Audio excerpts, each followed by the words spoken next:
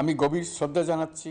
গণ আন্দোলনের পরিপ্রেক্ষিতে দায়িত্ব নেয়া অন্তর্বর্তী সরকারের মূল লক্ষ্য রাষ্ট্রের বিভিন্ন প্রতিষ্ঠান সংস্কার করা। এরই ধারাবাহিকতায় বুধবার জাতির উদ্দেশ্যে দেয়া ভাষণে 6টি সাংবিধানিক প্রতিষ্ঠান সংস্কারে কমিশন গঠনের কথা জানান প্রধান উপদেষ্টা ডক্টর মোহাম্মদ ইউনূস, যার মধ্যে দুর্নীতি দমন সংস্কার কমিশনের প্রধান হিসেবে নাম ঘোষণা করা হয় টিআইবির নির্বাহী পরিচালক ডক্টর ইফতেখারুজ্জামানের।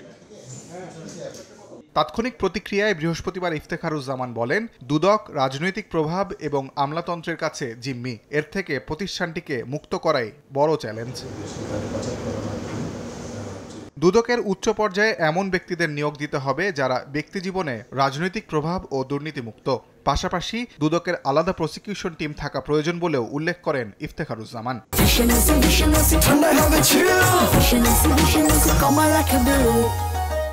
দুদক এমনভাবে পুনর্গঠন করতে হবে যাতে এটি যে আইনগত এবং প্রাতিষ্ঠানিক যে সক্ষমতা আছে।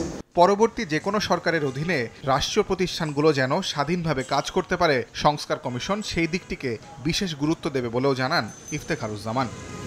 তাজওয়ার মাহমিদ, সময় সংবাদ, ঢাকা।